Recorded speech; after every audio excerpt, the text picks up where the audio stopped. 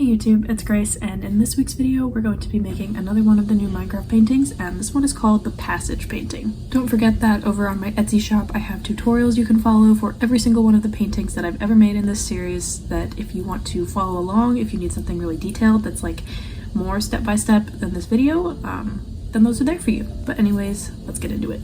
This is the painting that we're going to be making this week, which is 32 by 64 pixels, and I'm going to be using this canvas, which is 12 by 24 inches. So to figure out the size of each pixel on this canvas, we're going to take 12 inches divided by 32 pixels, which is 0.375, and the next one should be the same, but I'm going to double check, which is 24 divided by 64. Yes, 0.375, so that is how many inches each pixel will be.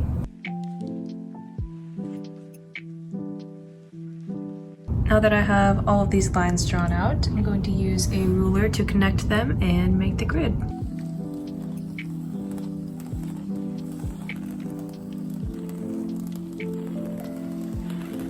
If we ignore the little spots where I messed up, this grid turned out pretty dang good. So next I'm going to be adding a thin coat of a clear primer just to keep the pencil from smearing, because otherwise I'll get lead everywhere and it'll mix with the paint, and we don't want that.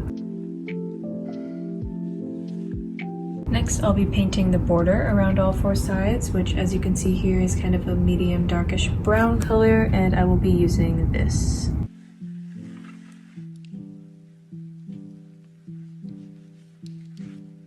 And now that this is done, I just have it sitting on top of some little containers so that it doesn't dry to the paper towel. But once this is dry, I will start on the actual design. Alright, little time jump to the next day now, but I'm going to start filling in the design, and I'm going to start with the black pixels.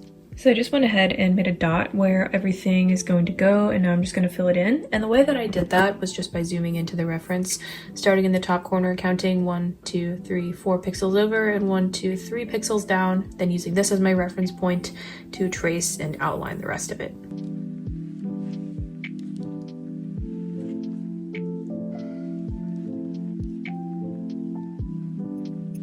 So I finished doing most of the black, and then I did a little bit of the white pixels around the outside, and now I'm working on a dark gray. These colors are extremely simple to mix, so I didn't bother, filming it or anything. I'm starting to block out the next lightest shade of gray, which I just took this dark one and added some white and ended up with this.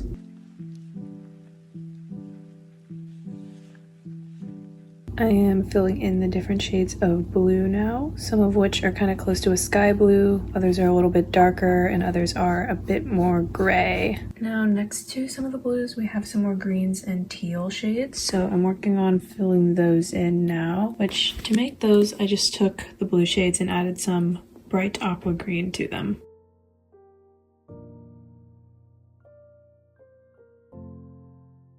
It is the next day now, so here's a little progress check. I'm moving back over to the grays from the blues and greens, and I'm filling in this next lightest shade.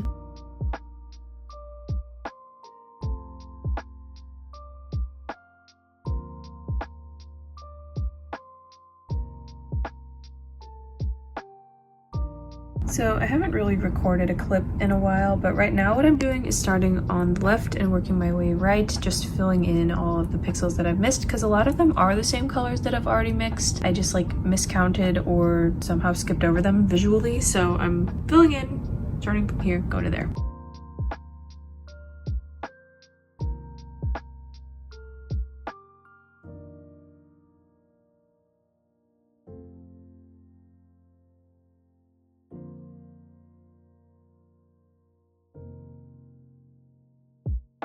Long at last, the first coat of this painting is done, and here it is compared to the reference. We definitely have a lot of details to add once the second coat gets down, but I am excited to do the second coat because the first coat's always like the boring part. But for the second coat, if you've seen any of my other videos, you'll know it's basically just for cleaning up the lines and making the paint more opaque. I don't change the colors too much until after that.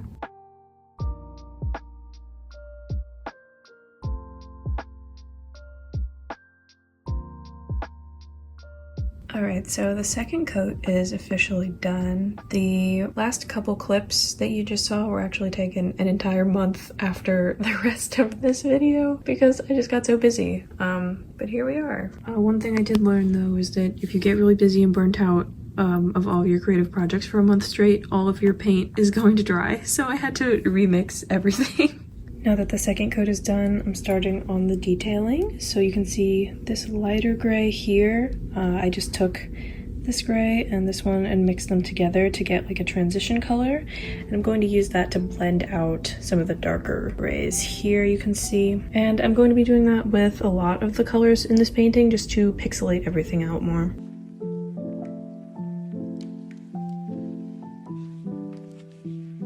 And the moment we've all been waiting for. The grand reveal.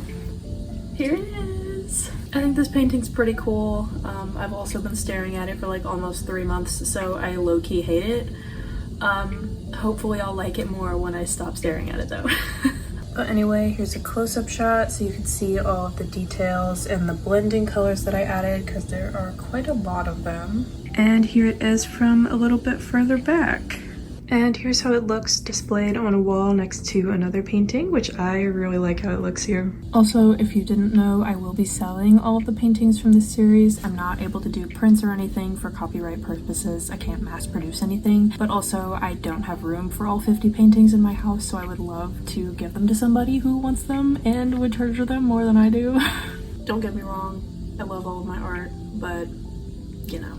And then also all the paintings in the background of this video. So this one, that one, and that one. If you're interested in purchasing any of them, I am able to ship anywhere in the US. I can take payments through PayPal or Venmo, so message me on Instagram or just DM me really anywhere if that works for you, and we can work something out. But anyway, that just about concludes this video. So thank you so much for watching. Hope you enjoyed, and I'll hopefully see you in my next one, which I don't know when that'll be, but hopefully soon.